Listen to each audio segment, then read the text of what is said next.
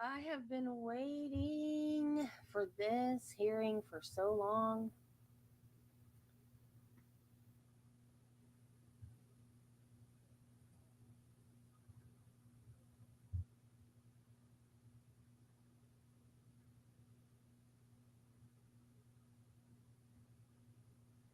Hey, come on, guys. Where'd everybody go?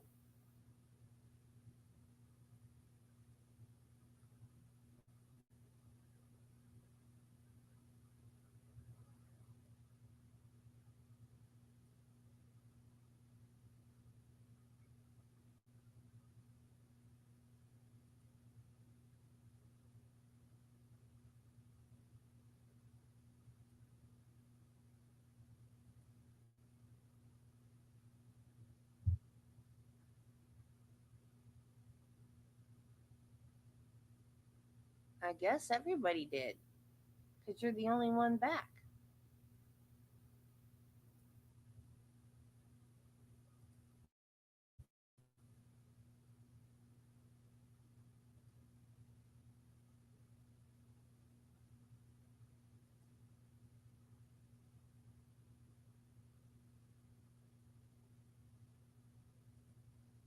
I'll wait a few more minutes.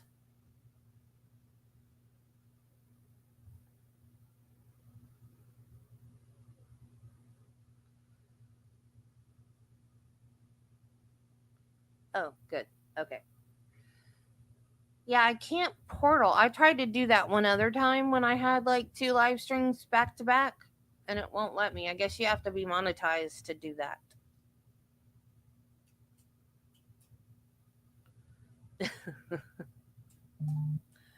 Now it seems so. The one that I did, what day was that? Was that Sunday?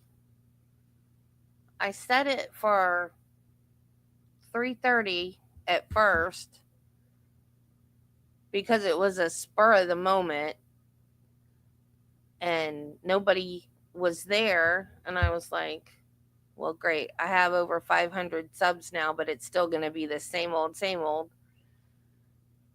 And then I changed it to 4 and there was still nobody there, and I almost canceled it, and I was like, no, I'm going to go ahead and do it. And I did it, and I had 12 people, and they were talking and discussing, and I was like, yay, I'm having a real live stream. I was so happy.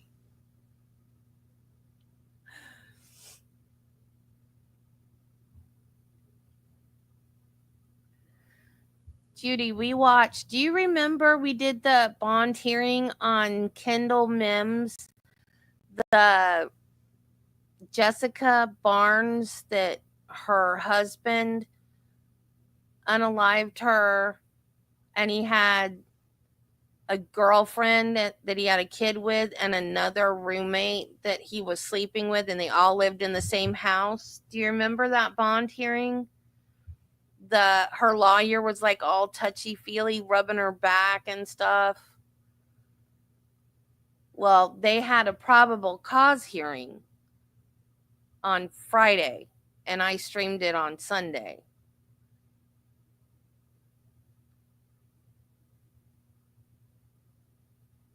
They're just being, the two girls, the roommates, they're just being charged with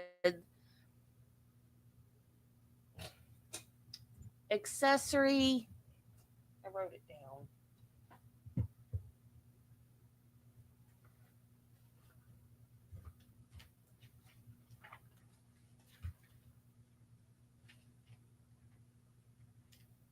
I've got so many notebooks. I've got to find a better organizational system.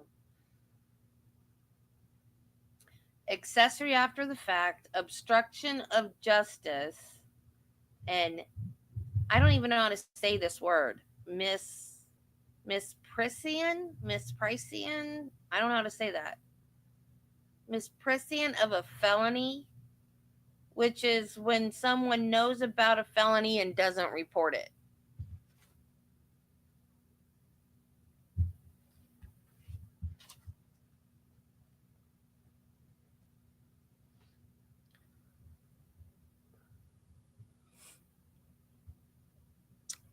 We did it a couple months ago.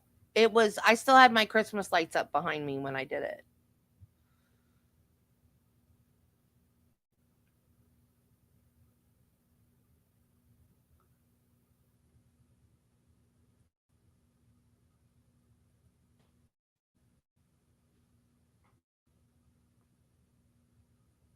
Oh, look, it's the fan.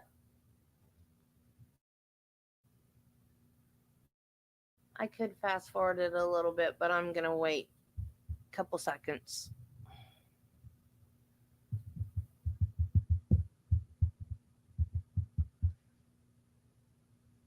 Yeah, I hadn't done any research or anything on it because I just thought it was that we weren't going to get to see anymore because I thought it was shocking when I heard about it. It was like just a court TV news thing. It wasn't a full hearing the first time I saw it.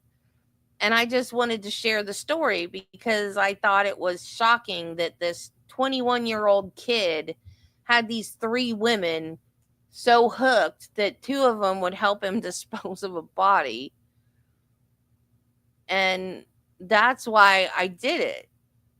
I didn't know we were going to be able to follow the case, and hopefully we'll get to see the whole trial.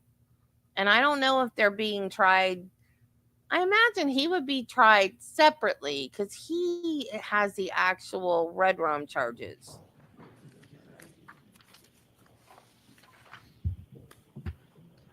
The girls only have those three.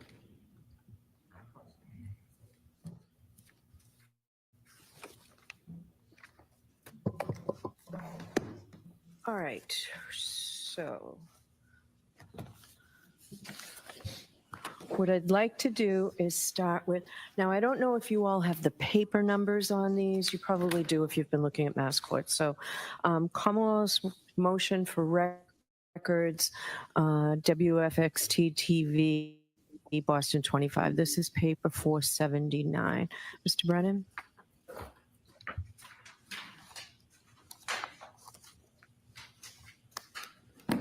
Good morning again, Your Honor. Good morning.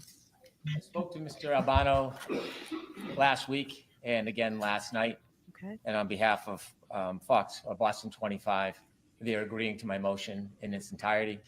They've asked for the courtesy if I could wait until March 1st to receive all of the information. I expect they'll file it with the court. Okay. And so with the court's permission, I would ask Your Honor to endorse that agreement. Attorney Albano expresses his regret he couldn't be here. He had another engagement. Okay.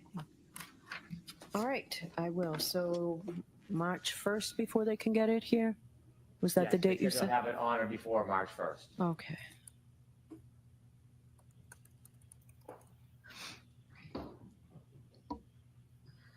All right, so that motion is allowed by agreement and the order is right here, Mr. Clerk.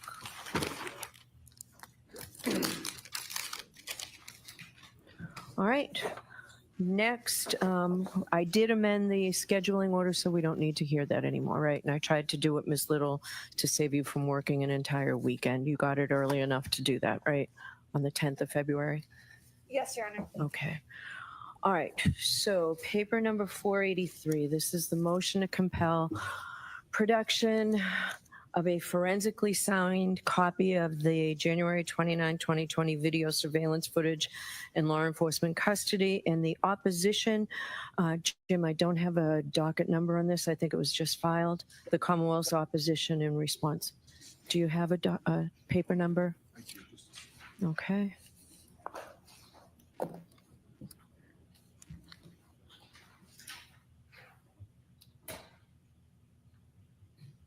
I'm sorry, the opposition to. Defendant's motion to compel production of a forensically sound copy. We'll get started in the argument and you can give me that. 506, Great, thank you. that's the response. Right. Okay.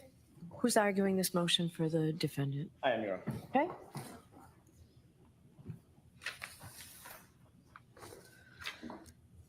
Thank you, Your Honor. My comments will be relatively brief. We filed this motion basically because we had no choice. We were following the court's instructions meeting with Mr. Brennan after court, the last hearing, which was the 6th, about the download of the video footage that apparently has been stored, or at least we believed at the time last week, had been stored on some sort of an iCloud. We were told that this was an account of a retired detective, as explained by Mr. Brennan.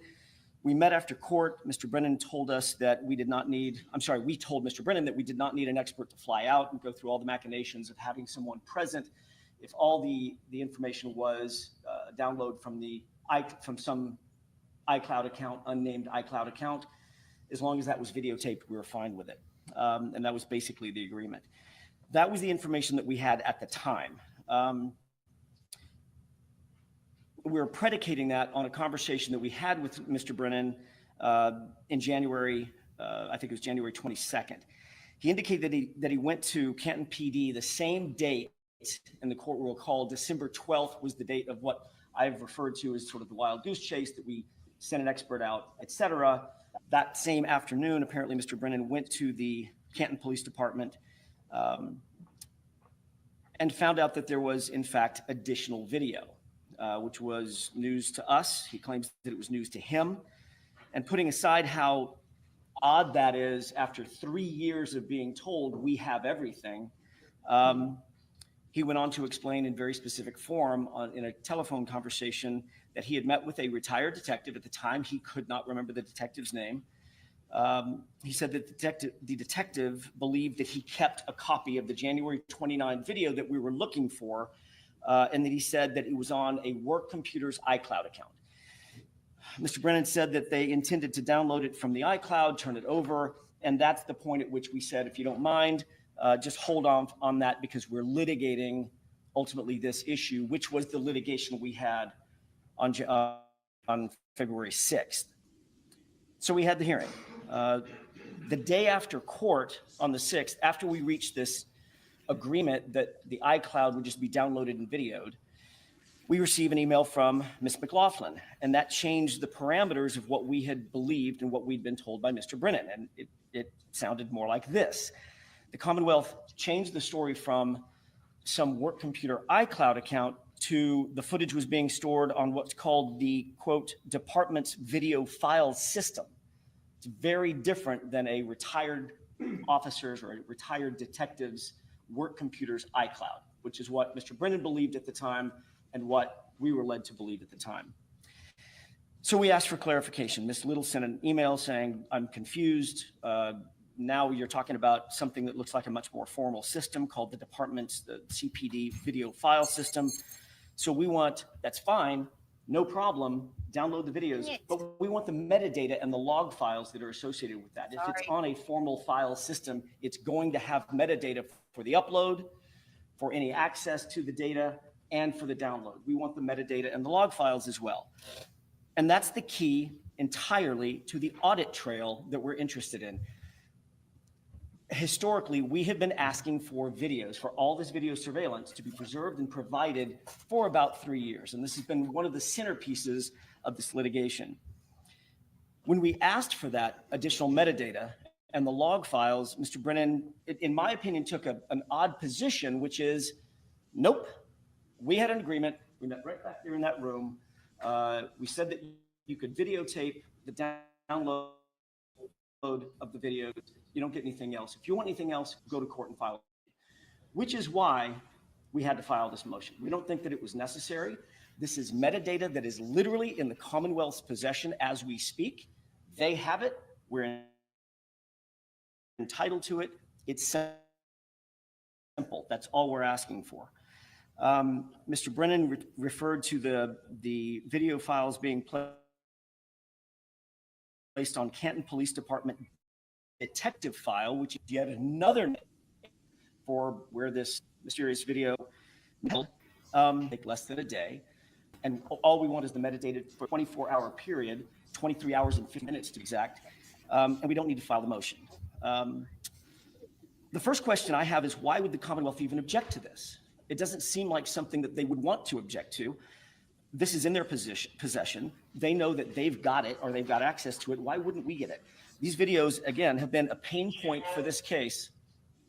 These videos have been a pain point for this case for time immemorial, since the beginning of the case. We've been demanding that footage from 2022, January 29th, 2022. We were told explicitly on December 12th that no footage existed when we went out and had an expert look at the DVR. Their analyst actually called Mr. Brennan when our expert, who was on the floor at Canton PD, asked, are there any original files that are in the possession of Canton PD? The analyst went, I think her name was Colleen Crawford. It was Colleen Crawford. She went and called Mr. Brennan, according to our analyst. Mr. Brennan then informed Ms. Crawford to tell our expert, get it from the defense. Whatever, if you want original files, get it from the defense, knowing full well that we don't have it. If we had it, we wouldn't be there. And then it was that same day that miraculously the Canton Police Department revealed that in fact it did have some video footage on this either iCloud or video system. We take the position very clearly that this is Brady information, it's exculpatory information. The audit trail is also Brady and exculpatory. The audit trail will tell us information that we won't otherwise have from the raw video. How did the footage end up on the system? When did the footage end up on the system? Put it on the system. How many times has it been accessed? Has it been accessed at all? Has it been altered? Has it been manipulated? Has anything been deleted? Those are all data points that will be embedded in the metadata and the log files. The only way to answer those questions is for us to get it. That's all. And that's all we were asking of Mr. Brennan. We are surprised that he would object to that, because we would think that in point of fact, he would want those same data as well. Mr. Brennan made a point of saying, when he first came on this case, look, we want to give Ms. Reed a fair trial. We want to be as transparent as possible. And my hope is that was not just lip service for the media. I don't know why the Commonwealth would have object to it, that we were asking for. I'll submit. Brennan.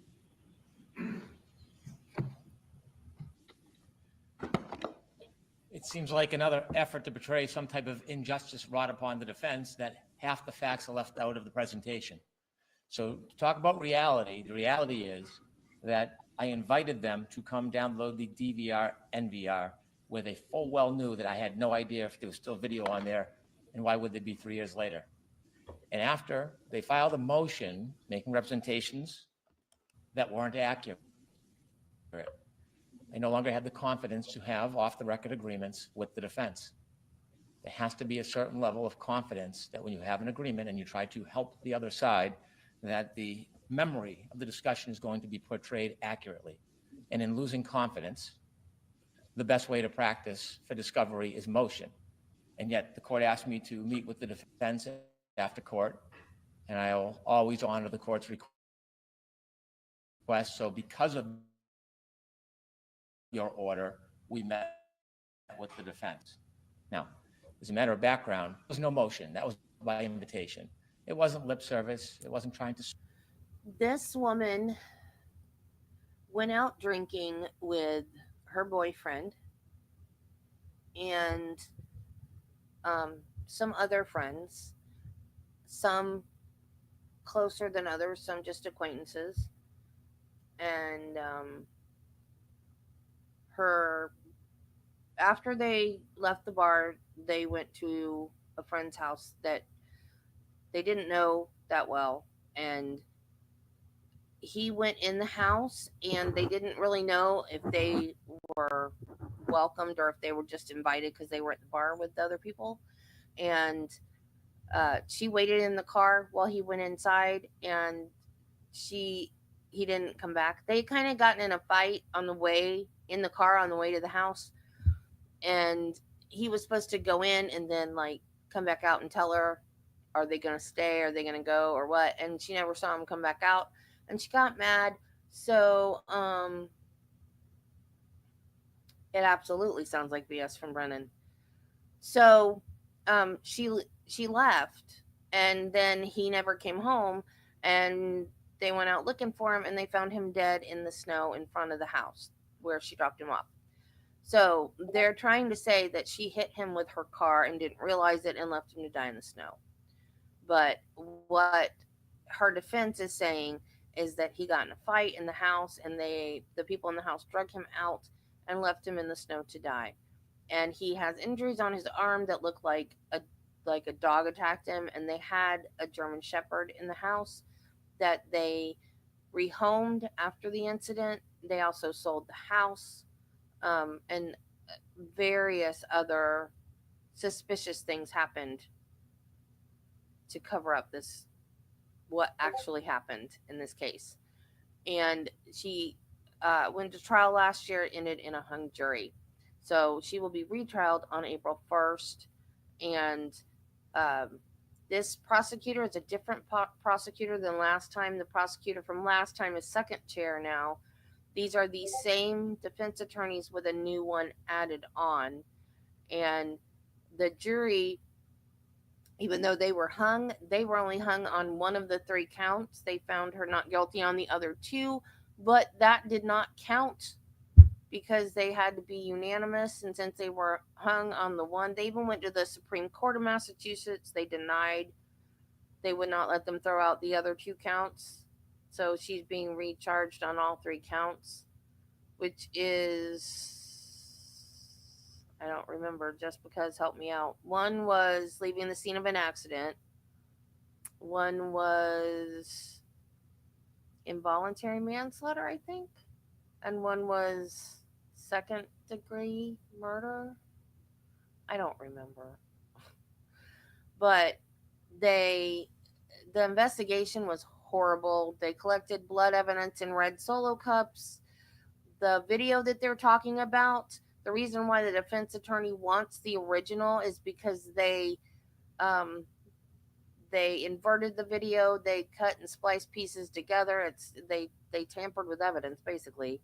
Um, the defense opening statement started with Karen Reed was framed. You should go back and watch the original trial. This case is a mess. This is why I told my cousin she needs to watch this instead of the other one that I was going to stream. This is the one I've been telling her about. This, it's unbelievable. I've never been so shocked in my life at what they've done to this poor woman. And there's also supposed to be a motion to dismiss today, which is not going to get granted because this judge is friends with the people that lived in that house. She won't recuse herself either. Spin a story for the media. It was a good faith effort to accommodate the defense to an entitlement that they weren't actually entitled to. I didn't go on the 12th and speak to the police officers because we were here on Dr. Russell. I went after because I wanted to know more about the cameras. I had never visited the station. I wanted to know about the process, and I wanted to ask firsthand anybody that was there about the process because I wanted to do due diligence. And when I met with the chief and other officers, I was told by a retired sergeant who was there, DGM Petro, that he was the officer who would download video upon request. He never downloaded a 24-hour period. He was never asked to. There was never a motion to. When the government would ask, or state police would ask for a download of a particular event, like the Sallyport area, he would download it. What told me that unit that has all the metadata and the logs, if it still survives time. He said when he would download it, he then had his own hard drive at his office, and there was different files. One was called detective file because he's a detective. And he'd simply click and drag a copy of whatever he filed or copied for the government or the state police before. It wasn't a full accounting of all the metadata or all the video. It was whatever he decided to copy because he was asked to copy it. And so I thought, well, there's more information that exists. It's not going to be a 24-hour period. It's probably going to be cumulative, but I wouldn't know unless I looked. Now, the standard practice is the Commonwealth would then just ask the detective to download a copy, and we'd meet our Rule 14 obligations by providing it to the defense. It's as simple as that. The defense is entitled to know more. There's nothing mysterious about it. There's no hiding about it. There's no story. The evidence. It's just video on the detective file on his hard drive. But I called the defense, not only due diligence, professional courtesy, to say, You were already involved in the process with the NVR DVR. That's discovery. He's entitled to discovery. He's entitled to everything you're entitled to. You have the original video, turn it over. I've already invited you to bring an expert. I want to download this information that he copied over time and give you a copy. And they said, we don't know how we feel about that. Can you wait? I did not want to wait. I don't want any video being overwritten or destroyed. It was against my judgment, but I was deferring to the defense request to wait. And now it has become part of the spirit of their argument of oppression that somehow there's something odd or miraculously hidden about this. It is simply video that the sergeant clicked and dragged to another file that we can go in, click and drag it to a hard drive, and give them a copy. After you asked us to speak in the back room, the 6 of us were there. We had a conversation. We said we would simply copy the video, and then as another measure, which was unnecessary, we'd actually videotape it. Now, we did that because the defense wanted us to, and also it seems if it's on videotape, it can limit baseless allegations later. So we were happy to do it. And then when we got back to the office, the request changed. Under the spirit of Brady violations and due process, it was suggested that we were supposed to engage now in a different process, and that was metadata. I don't even know if the detective file has metadata. I don't actually know exactly what they're looking for. It is a simple click and drag process. Whatever video exists with the sergeant, we will give them. We're obligated to give them. The only delay has been because of doing it.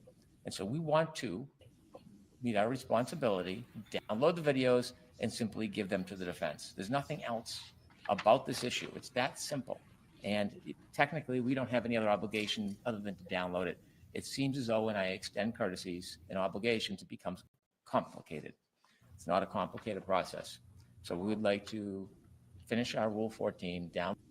The whole case should be dismissed just because of bad police work, conspiracy theories, people interfering when they shouldn't have. I mean, the whole thing is a mess. It just in the interest of justice, the whole thing should just be dismissed at this point, in my opinion. Download the video, give it to the defense, and then they can make any commentary or argument they want about it. How quickly can you do that?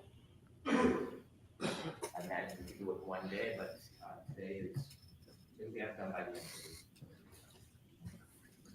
the week. You want to make, I'll be heard briefly, Yes, very, very briefly. take your time. Thank you. Mr. Brennan's confidence notwithstanding, I don't know what to say about that, pretty immaterial, what his level of confidence is. I'm more concerned about his obligations as the representative of the Commonwealth. And he really didn't talk about the metadata in his argument. He didn't talk about the metadata in his written presentation, his opposition, because he knows that we're entitled to it. That's all we're asking. One thing I really agree with him on, this is simple. This shouldn't be a fight. He's got video data. He's got metadata associated with that video data, and there's probably, maybe, log files. If there are, we're entitled to them, and he should want to give those over to us. He just indicated that this detective file, whatever it is a hard drive. Every electronic storage device has metadata on it. So even if it's a drag and drop, makes it sound super simple, that electronic drag and drop will have metadata associated with it. That hard drive, every time it's accessed and the data on it is accessed, also will have metadata. Euphemistically, it's called electronic fingerprints.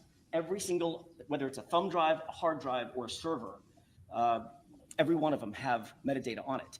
So it's not difficult. We're interested in the videos, but we're also interested in the data that is behind the videos as well.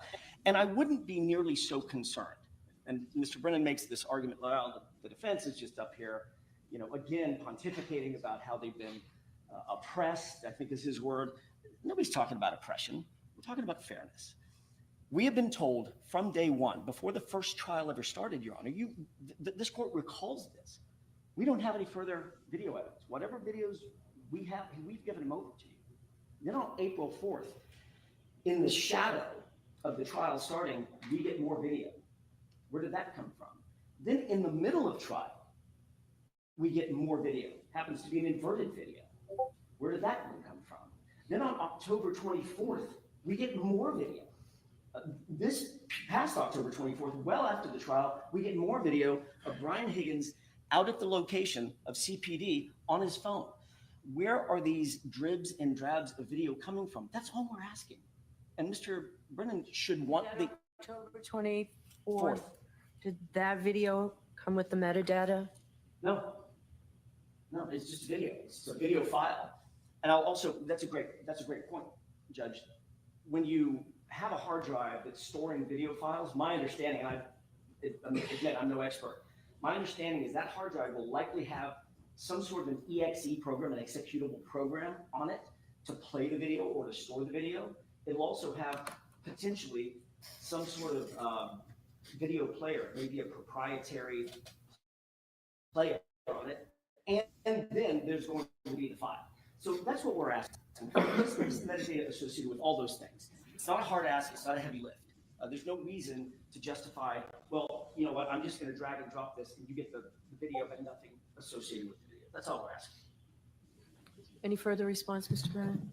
Your Honor, there's no attempt to deprive the defendant of anything. In fact, historically, if we look back, we invited them to come to the actual hard drive and do it themselves, and they declined. So this isn't an issue where the government is trying to hide something or keep something from them. If there was obvious metadata, we would provide it, but I don't understand this is that type of system. So they're asking for certain things that I don't think we can accommodate. If they want to come, they're invited. If the court wants me to inquire of a retired sergeant detective about metadata, I'll do that. But the issue is going to become that when we drag and click these videos, and if there is no metadata or logs or what they say they're looking for, there's going to be yet another accusation. And I do not want to invite needless accusations when it's beyond our duty. Our duty is to provide the videos. What more can we do than to invite the defense themselves to come into the Canton Police Department and take a look at the system? So if it's something they want, then we'll copy it. Okay. Thank you very much. All right, Mr. Yannetti, the next one should be fairly quick and simple. The motion for Pro Hoc Vici. I asked you before when Mr. Alessi joined us, you have a rather vague, good cause exists to grant this motion because Mr. Betterow, is that how you pronounce his name? It's in matters of this nature. I asked you last time what you mean by that. I need another affidavit. As soon as I get another affidavit that has a little bit more in it, I'll likely allow the motion. And would the court require further oral argument? Would you anticipate potentially allowing it on the papers, Judge? I would probably allow it on the papers unless I know there's an opposition, but Thank you. it's rare. All right, but I need a more detailed affidavit. Your Honor, may I have just a moment with counsel?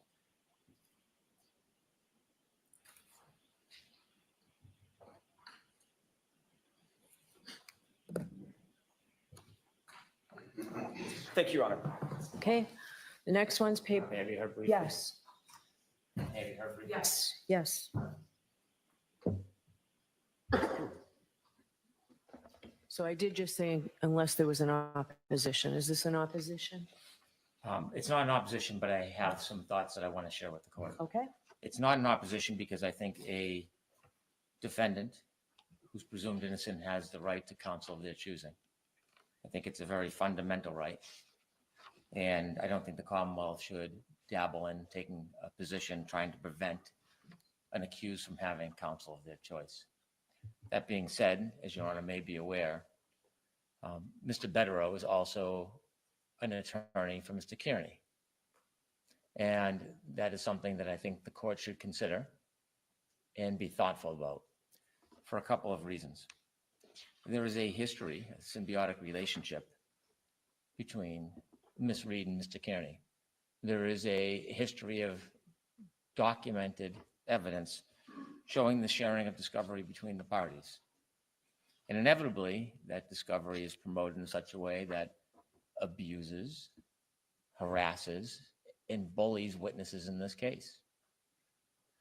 Not unmindful that there's over a dozen indictments against Mr. Kearney, which Mr. Betterow is representing him for. Now, It's not great clarity, but it's been represented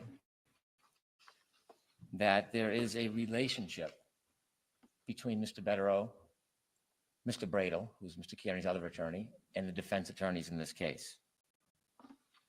There's a record that has been represented that the attorneys in Mr. Kearney's case, Mr. Betterow, Mr. Bradle, have an understanding with the defense attorneys in this case, that there's an ongoing, long-term, implicit mutual assistance and mutual defense that they've been a part of for a long time. Now, the Commonwealth is not entitled to any product of a mutual defense, but it is curious in that Ms. Reed and Mr. Kearney are not co-defendants. It is curious that given the indictments, most of them that deal with witnesses in this case that allegedly have been harassed and intimidated, it is curious that that relationship exists and the nature of that relationship. It's not something that I think I'm entitled to, but the court certainly could delve into that ex parte. It's important because we'll later talk about, in a sanctions motion, a violation, a direct violation of protective orders in this case. And the discovery in this case was provided to special attorney in Mr. Kearney's case to make sure that there was a thorough review of all discovery, and much of that was turned over subject to a protective order. And I expect there'll be a similar motion in Mr. Kearney's case. Within 24 hours of the violation in this case, there was a violation of different material in that case. And so inevitably, you have Attorney Betterow who will be serving two masters. He will receive protected information in this case that is supposed to remain protected and not leaked and distributed to the media and the press and court pleadings. And some of that information will not be information that Mr. Kearney is entitled to. And being in a position of representing two different defendants who are not co-defendants, being in that position is going to be a difficult task to manage. And I am worried, and I have good reason to be worried, about the privacy of our protected material. I have good reason to be concerned about the improper dissemination of our material. I have a reason to be concerned about the continued harassment and bullying of witnesses. And this information, if a court order won't protect it, then nothing will. Then nothing will. And so we know this relationship is substantive. We know it is a deep relationship. The attorneys, in fact, in this case, have direct communications or had with Mr. Kearney, over 29 calls each. And so, not to speculate, but having a mutual agreement, a mutual aid agreement, does not allow an attorney then to become one of the attorneys who is entitled to protection under a protective order in a particular case. It doesn't. And that concerns the government.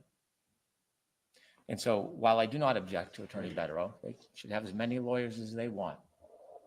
I think the court should have some caution and some concern and should consider some type of inquiry ex parte without the Commonwealth present about the nature of this joint aid agreement and the history of it and whether protected information was ever shared prior to Mr. Betterow presumably joining this case, and whether there's protocol in place that if there is protected information in this case, that it does not leak again. It does not get shared with a non-co-defendant. I don't even know how to describe the relationship.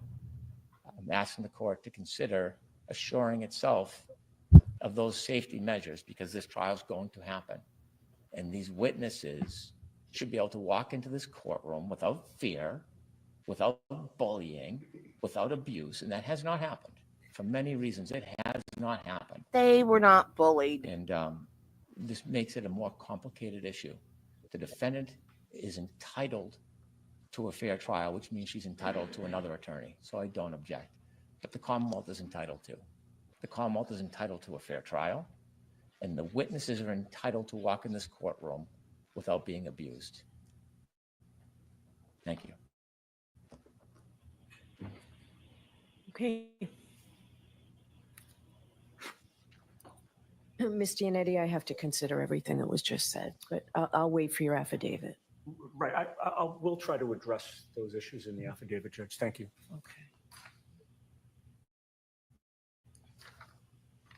All right, the next one I believe is paper 489, Commonwealth's motion to amend the December 5th order pertaining to audio recordings in possession of Gretchen Voss and or Metro Corp. Relatively straightforward, but I'll hear you, Mr. Brennan.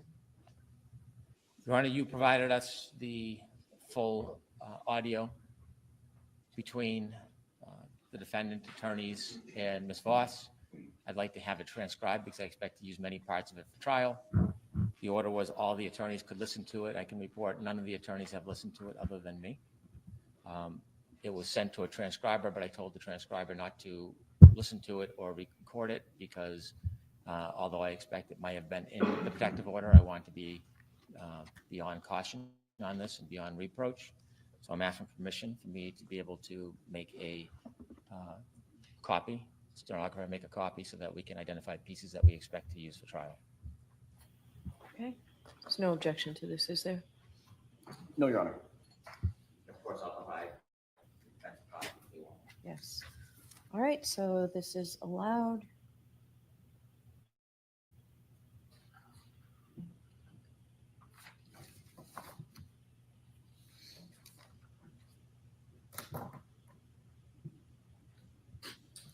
All right, so the next is paper 490, Defendants Rule 14 and 17, motion for court order authorizing defense access to the Lexus in Traverse and to the driveway at 1 Meadows Avenue in Canton to conduct an independent testing and analysis.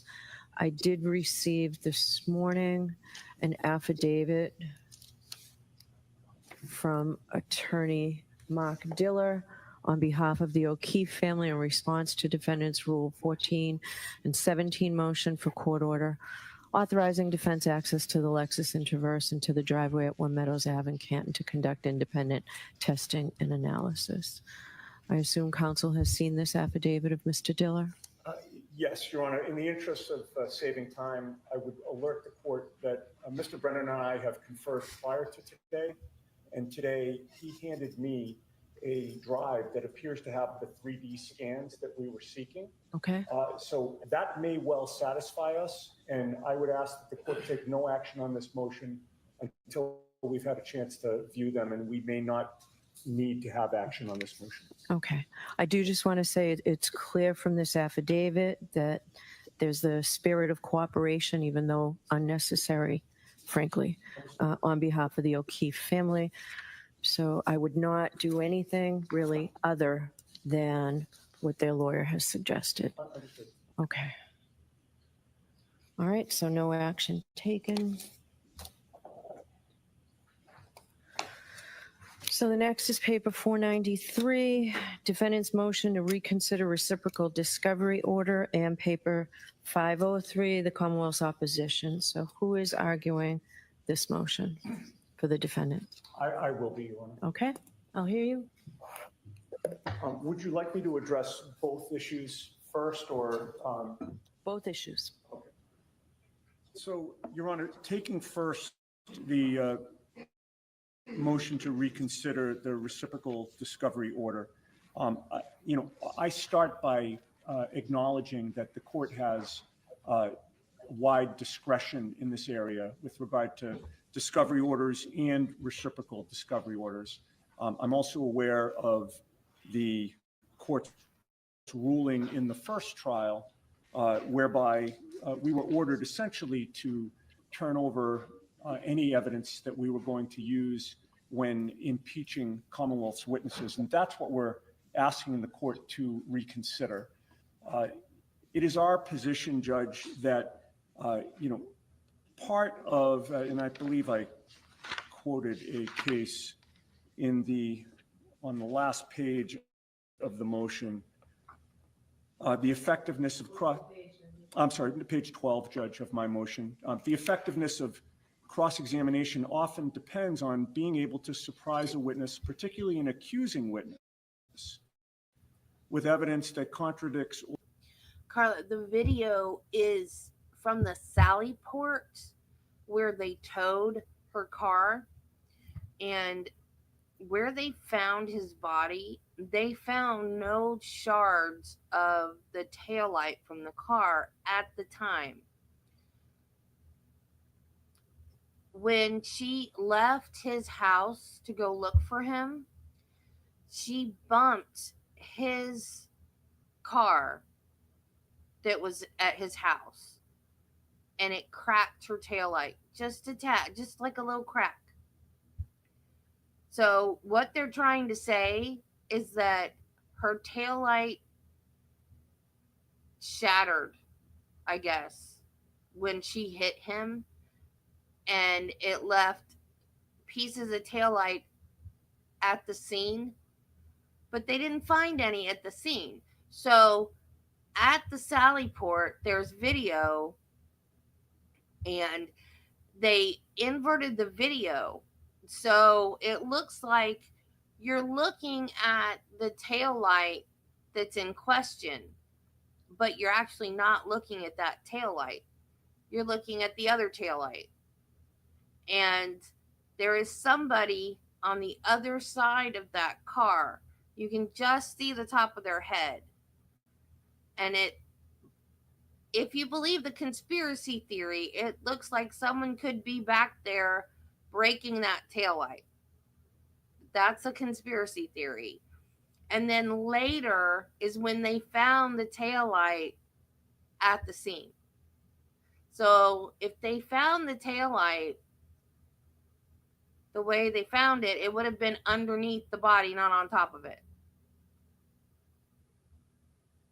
So, and also the people in the video just randomly appeared.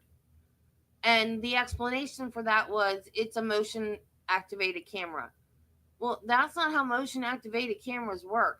If it catches motion, like someone walking up to it, you would see the person walking into frame.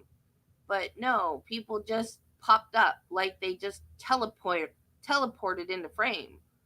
So that does not explain it. Being motion activated doesn't explain it. So there were parts that were cut out and spliced together. So it was tampered with. So, and they didn't say anything about it until the defense attorney asked the witness that, was it reversed? So, what the defense wants is the original unedited footage, not the tampered with footage that they showed in court last year. That's what they're trying to do. And he flew a witness out to get the unedited original video, and the defense knew they were flying a witness out. The last hearing was to get the money back that they paid this expert to fly out for this video footage that was apparently overwritten. And then the prosecution said, oh no, we know who has the original footage. So that's what they're trying to do now, because apparently the state is still covering it up on how they can get this original footage. So that's all they want, is the original untampered with footage, and they can't get it because the state is trying to keep it away from them, because they want to see if somebody was actually tampering with that taillight. Yes, exactly. That's exactly what they did.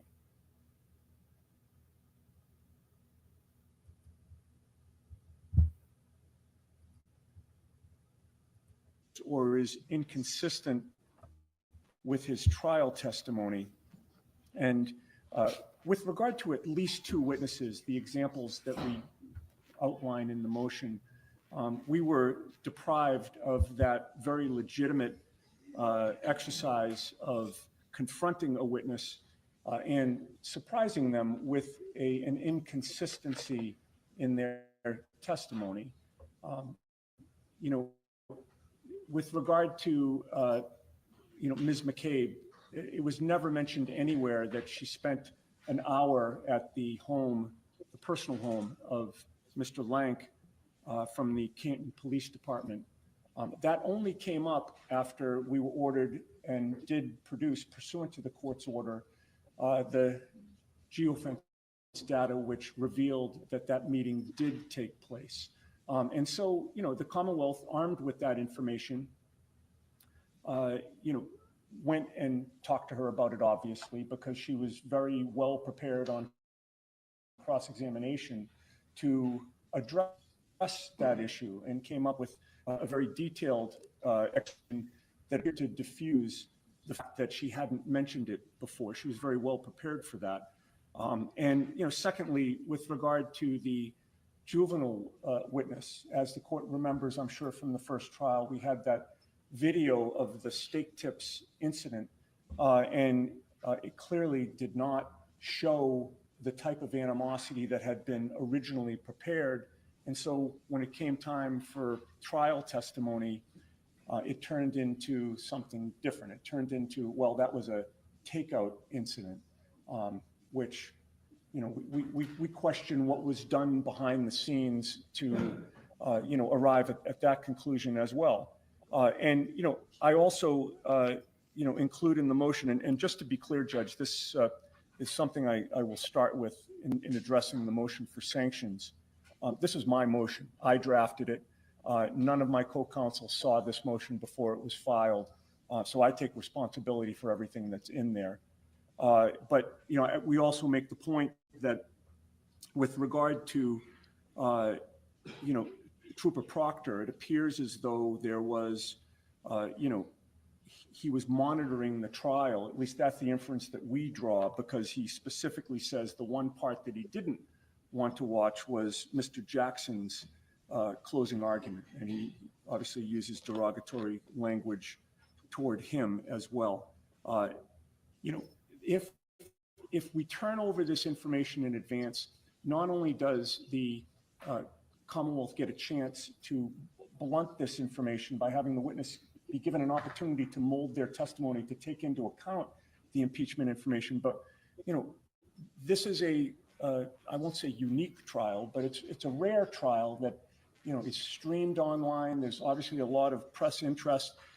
Some people are watching everything that goes on. The court has issued sequestration orders. We don't know for sure whether they've been complied with. And to the extent that we turn over this impeachment material and the Commonwealth uses it, it's another opportunity for a witness to see potentially in advance something that could otherwise be damaging toward cross-examination. So switching to the Commonwealth's motion for sanctions.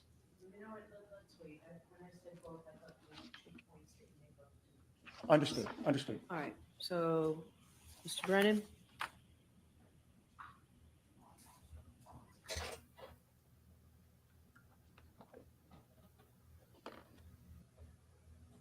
The court shouldn't force reciprocal discovery. You shouldn't force it, Your Honor. Trial by ambush is simply that, trial by ambush. There were many instances when I reviewed this trial where the defense came up to sidebar, they had pictures, photos, things they didn't turn over that they expected to use for impeachment. And the rule requires them to do that. The reporter's note to Rule 14 talks about reciprocal discovery. Quote, even-handed discovery to both sides will improve both the administration and the delivery of justice. A witness has a right to look at information before their testimony. Just like the Commonwealth provides all evidence to the defense should do the same. Now, it's notable in the rules, although they're changing March 1st. We look at Rule 14A1A. That has a limitation in discovery for the Commonwealth under the person's direction and control.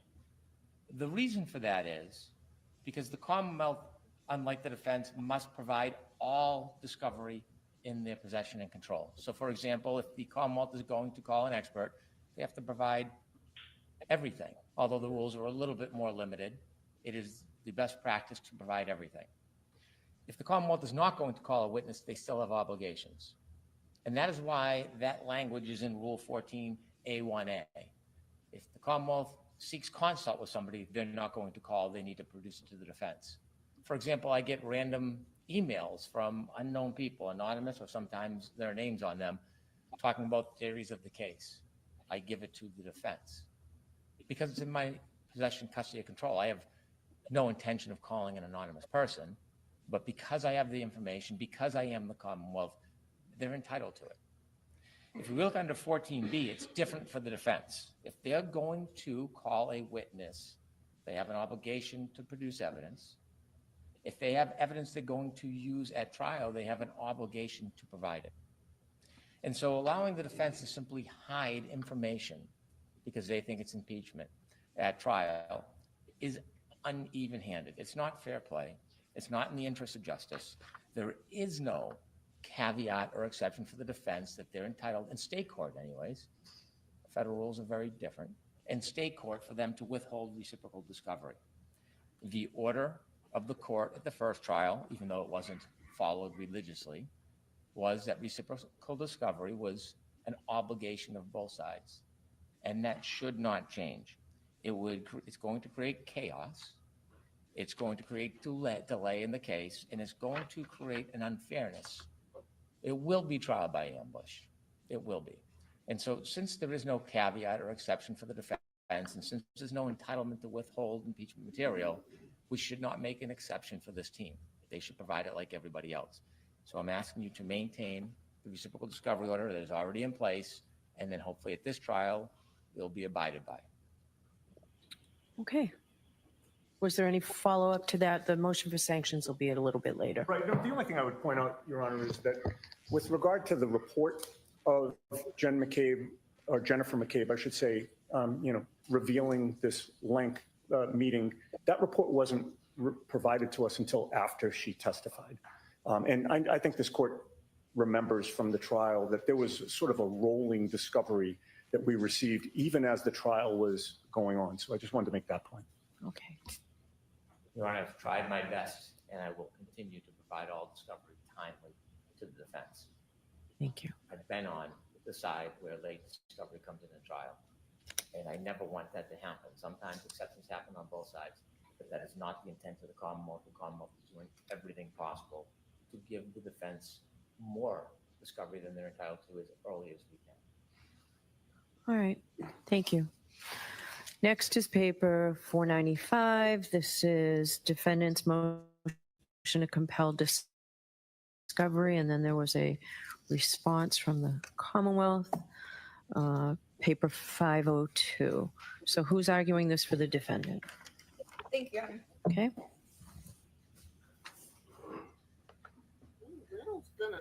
Your Honor, we filed a motion to compel certain discovery that is still outstanding. There's 10 items. I'll address those in turn. The first request deals with. So you have the Commonwealth's response, right? Yes. Where it doesn't object to some. Are you going to skip over those? Or Yes, of course, okay. Your Honor. For those, I'll just ask that the court allow those requests.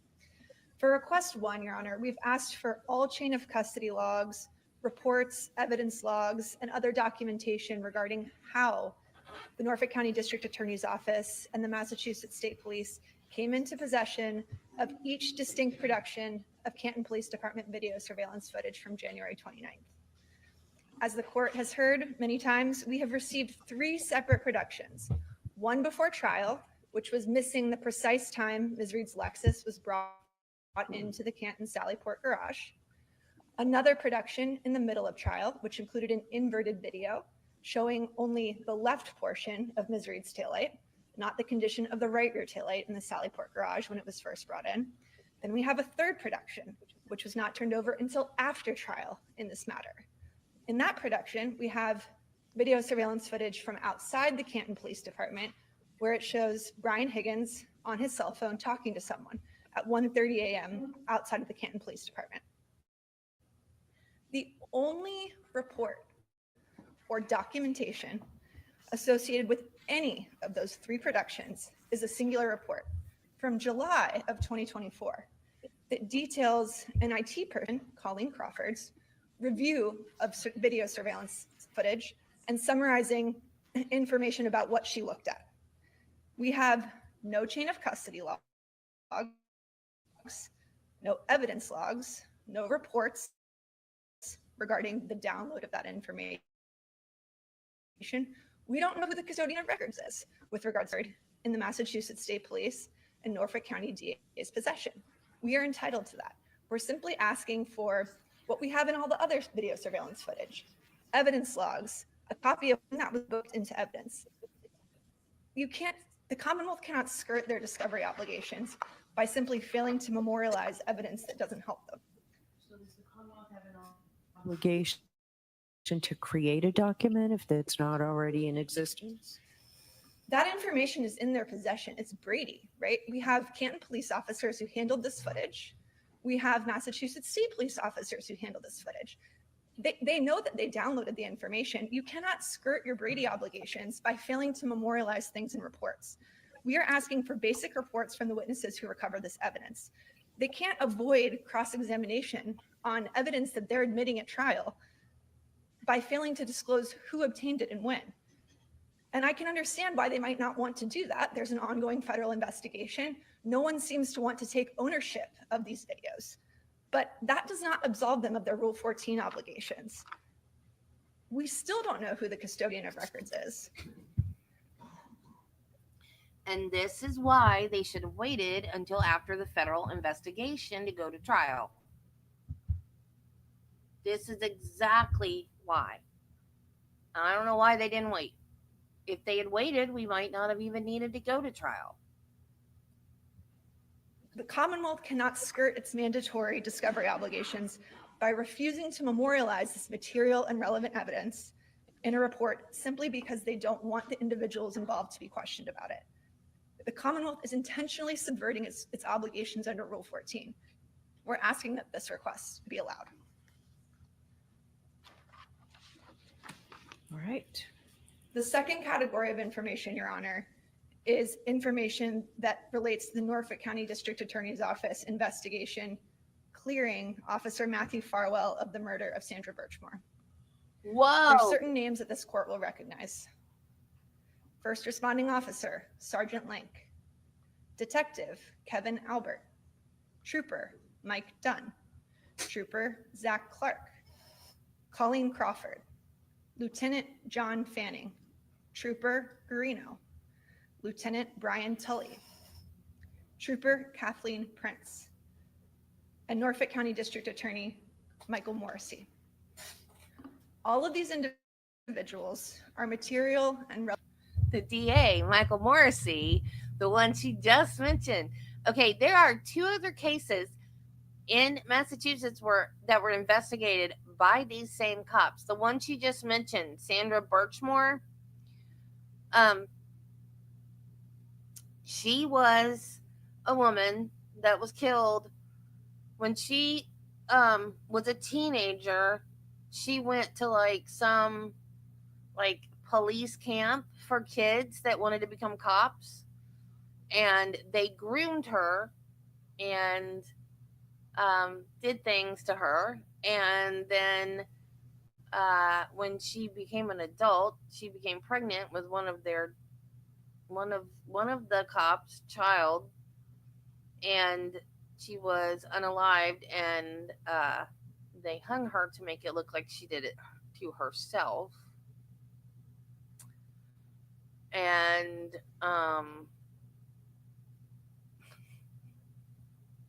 Hardo. And that, since the trial, that case has gotten more notice because of the way this trial was botched. So there's this whole mess going on in Massachusetts. That state whose name I have a problem with. But yeah, so there was an FBI investigation being done into Massachusetts State Police. And the DA rushed this to trial because of that. Because he wanted this over and done with and out of the way before the FBI could say, oh, wait, she didn't do this. And the FBI hired two guys from ARCA. I do not remember what ARCA stands for, but they both testified that there was no way this man was struck by a car. and the jury was not allowed to know that they were hired by the FBI to conduct these tests, but they were allowed to testify in the trial. And I don't know why the jury was hung after hearing their testimony, but and this man had no broken bones and no bruising anywhere. He had the dog bites on his arm. He had a skull fracture. That's the only broken bone. And his eyes were black and blue. Like, it was all injuries above the neck except for the dog attack on the arm. And I was a nurse for 17 years. I've never seen a motor vehicle accident where there was no injuries on the lower extremities ever. Whether you were a pedestrian that was hit or you were in a vehicle that was hit. I've never seen a motor vehicle accident where there were no lower extremity injuries.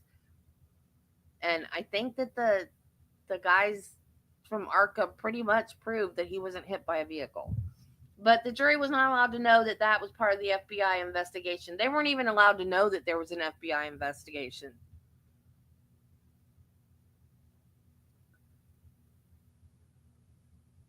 Oh, I haven't listened to that yet. I need to listen to that. I saw where Aiden posted that he got an interview, but I hadn't listened to the interview yet. Relevant witnesses in this case.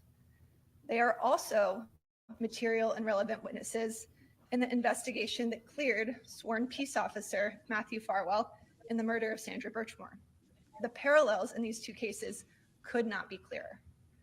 It's the same material witnesses, same investigators, same prosecutors, same failure to investigate a law enforcement officer who should have been a suspect. Specifically, in terms of our requests, we've requested an unredacted copy of MSP report number 26. There are certain reports in this case, Your Honor, that deal with material witnesses that are so heavily redacted that we can't make sense of what is even in them. It deals with an interview conducted by two material witnesses in our case, Channing and Brooklyn Prince, and we're simply asking for an unredacted copy of that report. As to request 3, we're asking for an unredacted copy of public record responses regarding email correspondence and communications associated with the Sandra Birchmore investigation. The communications we've received in our case have been revelatory, material, and exculpatory. Given the consistency and parallel type of investigation, the communications between and among law enforcement officers and the Norfolk County DA's office with witnesses who are material to our case are relevant and should be turned over in discovery. Finally, we've also asked for an unredacted copy of all reports, communications, and handwritten notes and other documents from the Sandra Birchmore investigation concerning material law enforcement witnesses in our case. Your Honor, the reports by investigating officers that led to the improper clearing of Peace Officer Matthew Farwell in the Birchmore case go directly to the credibility of those law enforcement officers and their reports. The reports that they drafted in reaching certain conclusions, clearing Officer Farwell, directly go to their credibility in our case, which again, deals with the clearing of a fellow officer. And I would cite one example, Your Honor.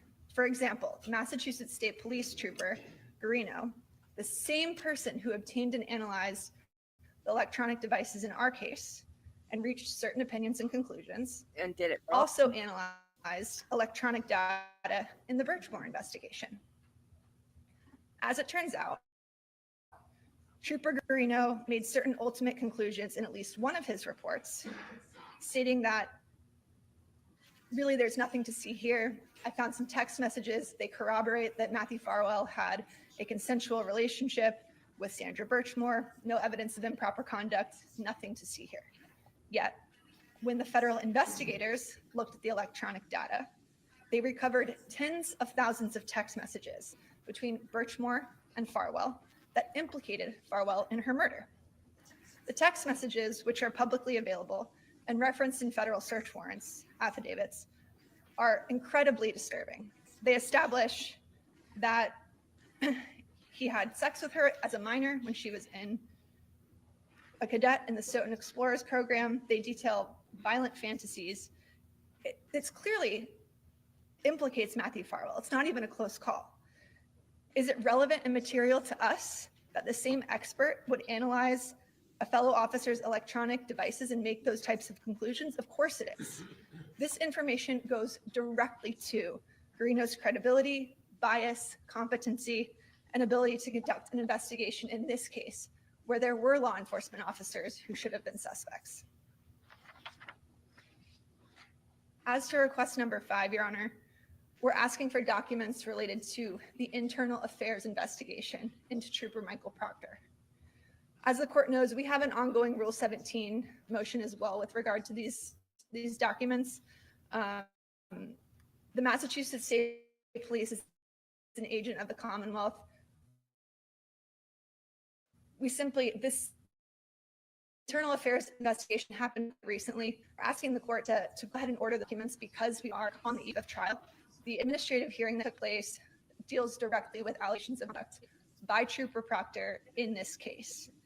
If Attorney Brennan's position is that these documents are not in the Commonwealth's possession, we're asking the court to go ahead and just order that information be produced so that we're not having to scramble on the eve of trial to obtain that information. So if it's Rule 17 instead of Rule 14, the third party has to be served, right? So there is an ongoing order, Your Honor, under Rule 17 as well.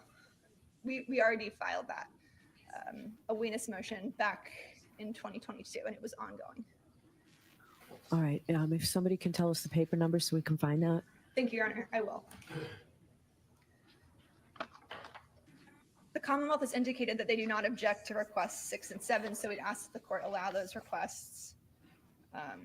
As to requests 8 and 9, those deal with a request for communications between the Norfolk County District Attorney's Office and its law enforcement agents on the one hand, and all experts retained by the Commonwealth in connection with this case. We find the Commonwealth's response to this request objecting to it particularly interesting. They claim the request is overbroad, that it is beyond the scope of Massachusetts Rule of Criminal Procedure 14. And the reason it's interesting that they're objecting to this request is because our discovery request is copied verbatim from Attorney Brennan's request as to the ARCA experts. Now that he's on the receiving end of that request, he's objecting to it. All we're asking for are the material and relevant communications that the Commonwealth and its agents have had with their experts in preparation for this case. Ms. Reed is entitled to that, and it's proper in terms of being able to effectively cross-examine those experts. And as to request 10, Your Honor, there's no objection. We'd ask that that be allowed. Okay. Thank you. All right. Mr. Brennan.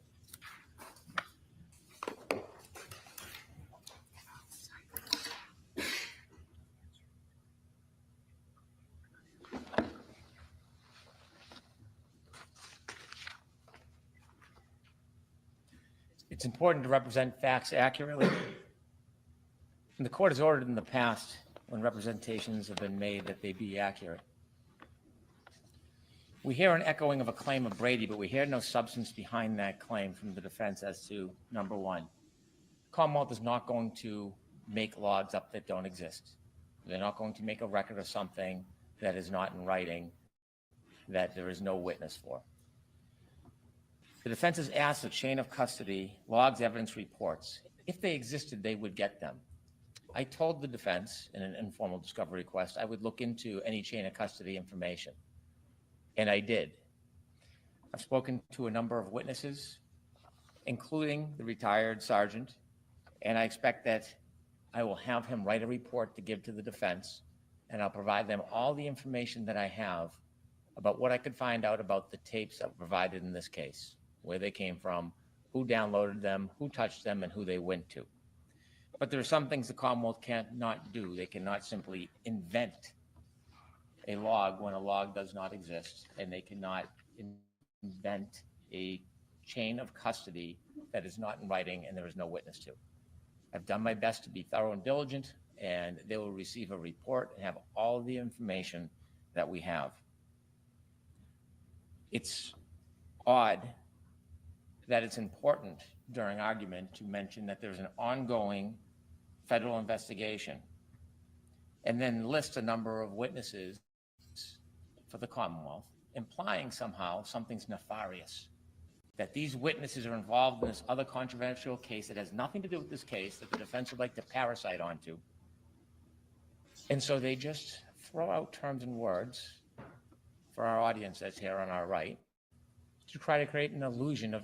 How is it possible that I dislike this man more than Lowley?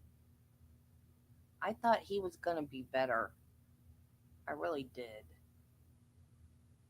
No, you didn't miss anything. Impropriety. There is nothing that they have provided about the Birchmore case that will provide a basis for the Commonwealth to now go scramble and search for information that there's no good faith actually exists. It's easy to throw out a name and attach it to the Birchmore case, troopers, the DA, malign their name the way they know how to do. But when you're arguing a discovery motion, there must be a factual basis for it, a factual basis, a good faith basis. We hear the defense say that Trooper Guarino says, nothing to see here. I have not seen that report where Trooper Guarino says nothing to see here. I don't know what report they're speaking about when they suggest Trooper Guarino had done something wrong in a different case. They imply it. They're suggesting that's the basis for you to compel discovery on a case that has nothing to do with Miss Reed's case. They just say it. So you should reject outright and argue. It goes to the credibility of the officer, and just because you haven't seen it doesn't mean that it doesn't exist. Argument that tries to imply impropriety when there is none, with no factual basis or good faith basis, because they want to entertain our audience. And so the reality is the Birchmore case is being investigated by federal authorities. There's been a number of disclosures by the Commonwealth for information that has been public record. And there is no good faith basis that there is something in that case that is relevant in any way to this case.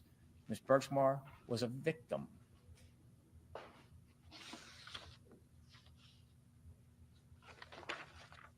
Number 4, unredacted copy of all reports, communication, handwritten law enforcement notes, again, in the Birchmore case. Why? Why that case? Because they lied. Troopers work on many cases. That case certainly has a public appeal to it because of the harshness of it, the sadness of it. But what does it have to do with this case? Nothing. But invoking it is helpful for the defense. So they do. You should reject it outright, Your Honor. She probably will. Number 5, all communications, documents, reports, memorandum regarding Trooper Proctor administrative proceedings. Any information in the Commonwealth's possession and control, we would and we do turn over. In addition to what's in our possession and control, we know that there's likely statements that would be helpful for the defense. So we have an affirmative obligation under Graham. In fact, I had a conversation with defense counsel. He can say that with a straight face after not turning over the video. Oh my God. And they asked if I would join them in a phone call and speak to counsel for the state police to try to encourage the production of materials in this case, whether they're exculpatory or not, even material irrelevant. And I agreed I would do that upon request. Right. That call has not been set up by the defense, but when it is, if it is, I will be there and I'll advocate for them for this information. In addition, there's a Rule 17 that has been ordered by this court that imposes an ongoing duty separately upon the state police. Now, state police have certain protection where it's an internal affair investigation by law. I cannot usurp that law. I can only earnestly try to my best of my ability. I sent a email on January 28, 2025 to a number of attorneys at the state police.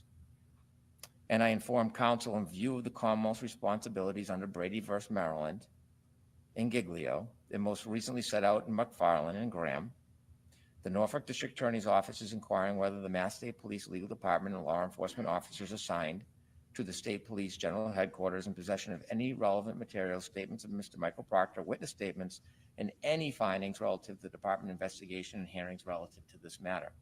The Commonwealth is under a continuing duty to inquire and obtain all relevant evidence pertaining to witnesses in the matter of Commonwealth versus Karen Reed.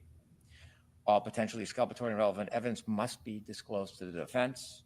Exculpatory evidence is any evidence that would tend to exculpate the defendant or tend to diminish credibility. Exculpatory evidence also includes any allegations of misconduct that bear upon the truthfulness and the integrity of the investigation or could be read as suggesting bias or would question one's credibility to be impartial.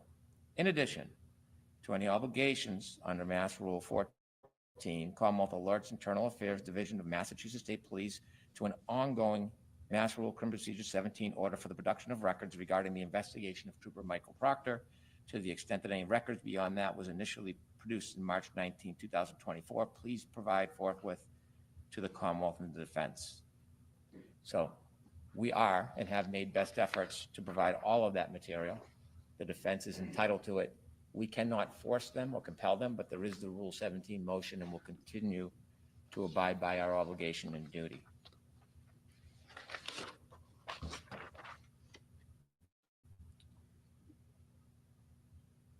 Number 6 and 7, we do not object.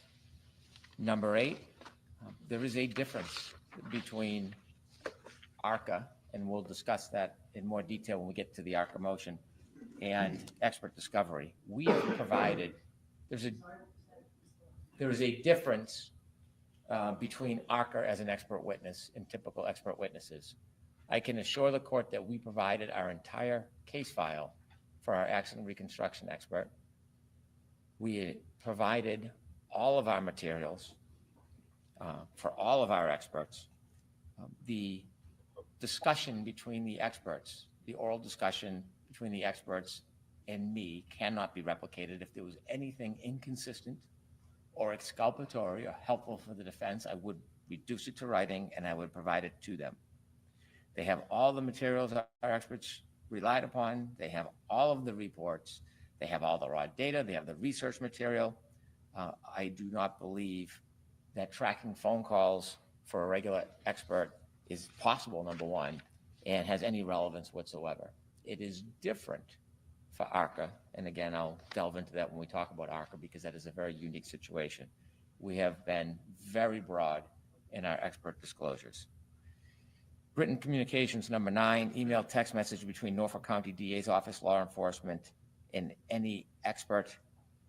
Again, there's scheduling issues. I've been through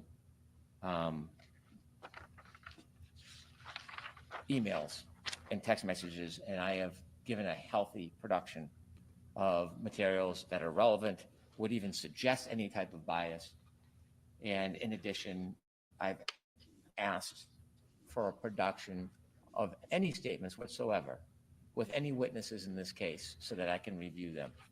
And I've received production from 2 troopers in this case that I have to review. I received them at the end of last week, and I'll continually look through all correspondence available to me for Rule 14 materials and provide it.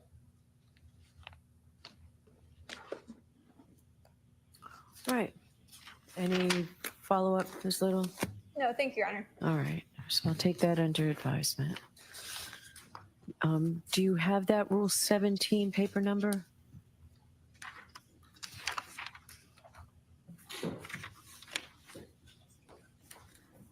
Your Honor, we don't have the paper number yet for the motion. Yeah, we'll have to find, I mean, we're over 500 at this point. So. Yes. All right. All right, so next we'll move on to the so-called ARCA motion, Commonwealth's motion to exclude employees of ARCA, paper 497, and the opposition 505. So, Mr. Brennan?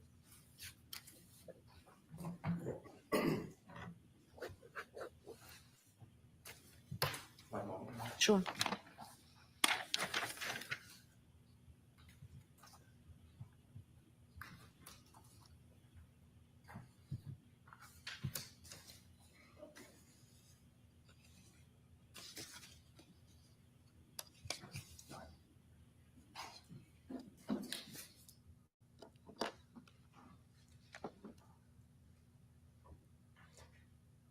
Your Honor, my purpose is not to deprive the defense of an expert BS. or deprive the defense of an ARCA expert in this case. But there has to be a minimum requirement of reciprocal discovery and discovery before a party can call a witness. It's not enough to say that the witness is helpful or unhelpful. There has to be full disclosure when calling an expert. It's interesting that the defense's position is that the information is unavailable to them, and that since there's been a voir dire and trial testimony, that should be enough.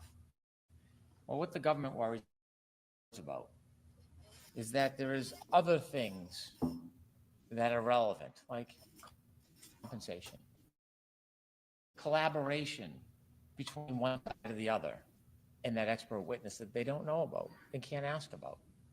That there's some type of bias or favoritism that the expert might have towards one side for whatever reason. So if that information is not disclosed, then it is not only an impediment, it creates a position where it is an unfair examination. It's not the ARCA witnesses that I have the issue with. It's the issue, the fact that I don't have adequate discovery. If the defense is going to be a proponent of those witnesses, they have obligations, Rule 14 obligations for basic discovery. Now, I wasn't at the last trial, but I've read the transcripts. And on June 10, 2024, you asked the defense about ARCA, and it was represented these experts were hired by the federal government, and they provided a report to us pursuant to a TUI request. It was specifically outlined and ruled that they could not prep with us for trial. Could not prep with us for trial. And so Your Honor said, so I am to believe that the defense is calling 3 witnesses that you've never spoken to and putting them on the stand here. And the answer, that's essentially it.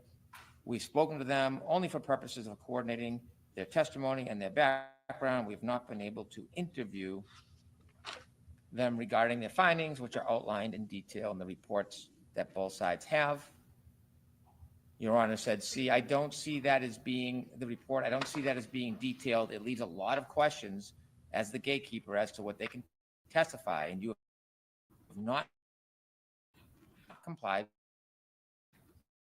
with your Rule 14 obligations and the defenses, but you haven't. So I'm left with that you have not complied.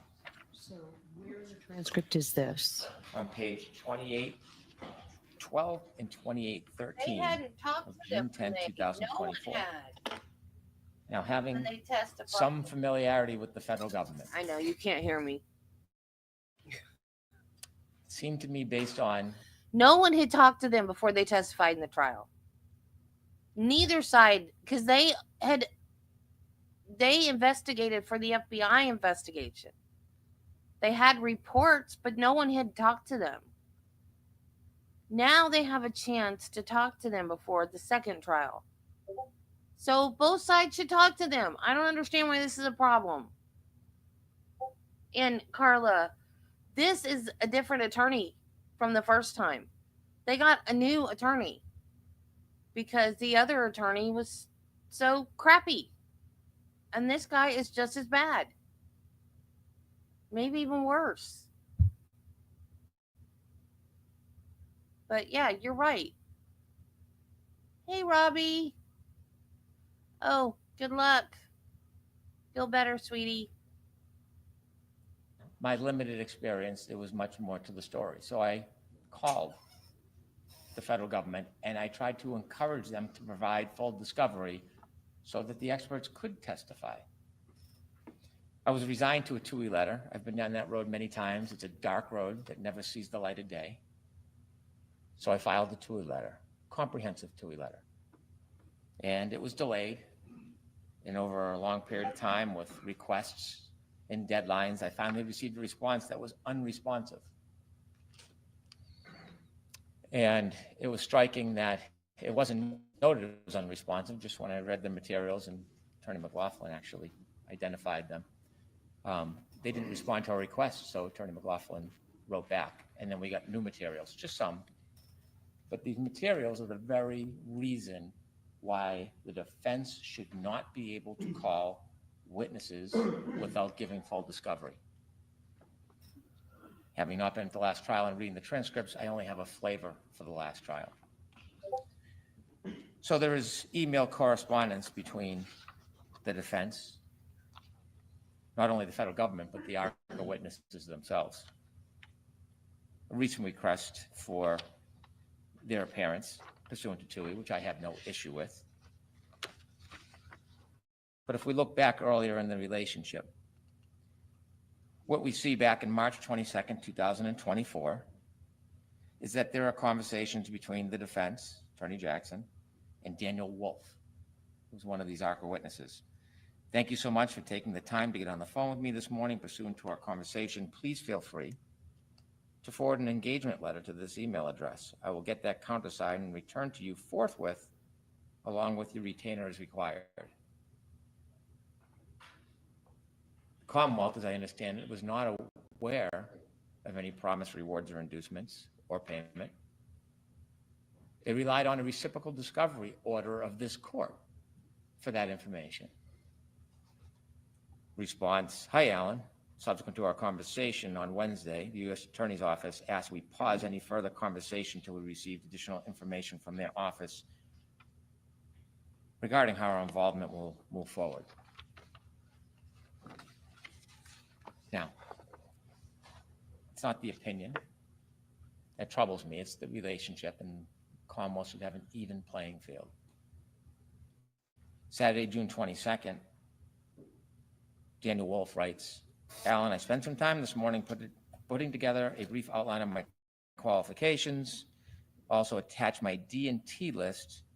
I obviously won't say what the response is verbatim, but I gave you a general sense of what my response would be. Again, I thought your questioning during the voir dire was fantastic, so please feel free to make whatever change.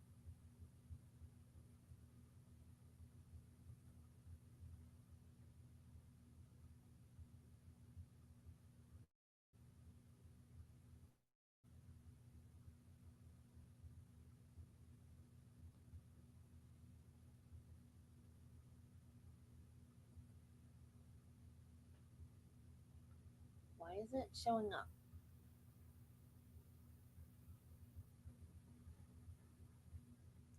Can you see it? It's not showing up. Why isn't it showing up?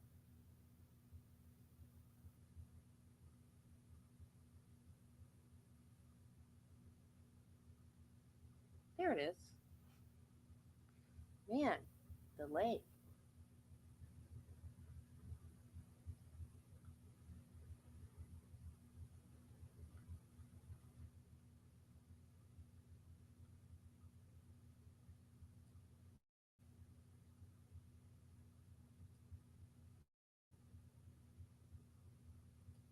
Changes you feel necessary.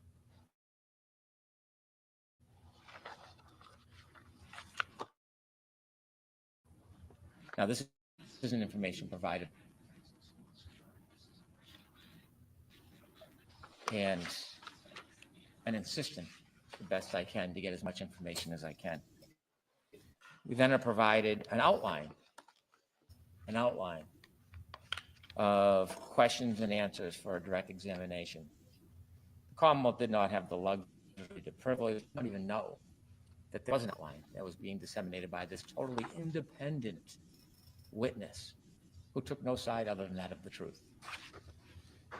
What follows from this outline is then the outline with remarks from this independent expert who knows nobody. We see in the margins, this fair-minded, objective witness says, so not being able to inspect the vehicle is something that's not uncommon in your line of work. And he writes, absolutely not. And then he comments, not sure if you want to put this direct exam on a feeling they, the Commonwealth, are going to argue I didn't personally inspect the vehicle. I had information from the material I reviewed, so I need to show the jury it doesn't matter in this case. The date of that? It's not dated. It's not dated. The TUI request is a recent February response, but they send random documents. There's no real accounting.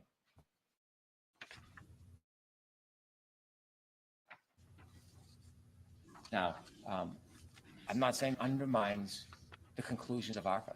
I'm not saying they're not qualified, but it's certainly some bias. I've turned over a lot less in this case than this. It would be fair to nighttime visibility work. Your cases frequently involve pedestrians. Yes, unfortunately, there is a direct correlation between the time of day and pedestrian fatalities. Statistically speaking, most pedestrian fatalities occur during the evening and night hours. That would have been nice to have.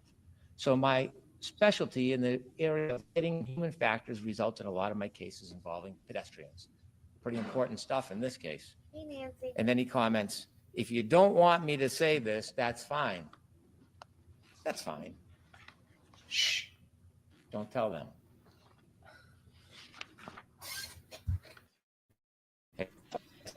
Realize Just because the statistics are higher doesn't mean that this was a pedestrian car accident. as my testimony, I said it 20 times when you asked how many I've been qualified. I misinterpreted the question. My fault. 11 trials, 7 depositions. Not sure if you want me to clear that up. I don't know if it was ever cleared up. And then mark defense for $23,925. That's not trample. That's not trial by ambush. That's getting duped. So I didn't know any of this, but I've tried a few cases. Sarcasm is I've been not around the federal becoming, court a little. Mr. Brennan. What do you call an inverted Sallyport video? Oh my God. So, what's good for the goose is good for the gander? Oh, jeez. A little bit. I know how it works.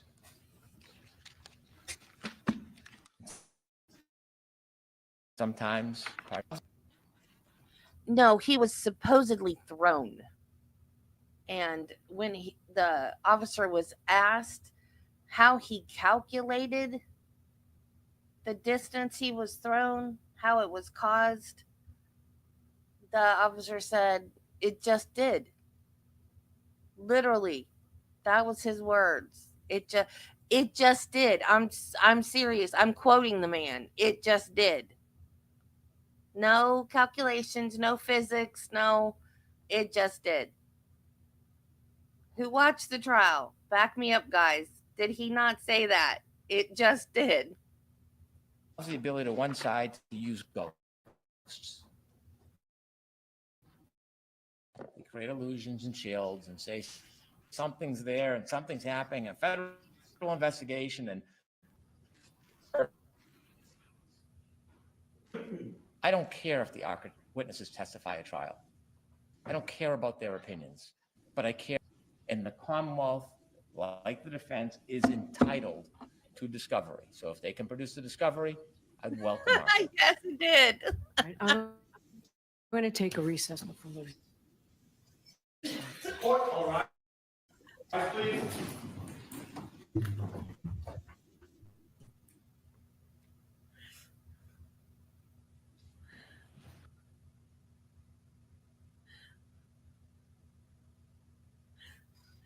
She's taking a recess to go scream into a pillow.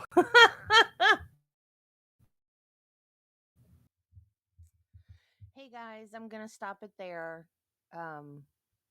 Bev left the bench, said she was coming back, and she never did.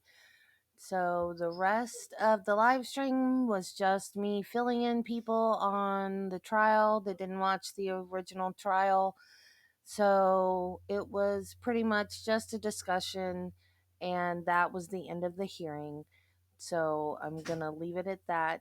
I hope you enjoyed it, replay crew. And remember, be kind to people, love your family, and Jesus loves you. See you in the next one, guys. Bye.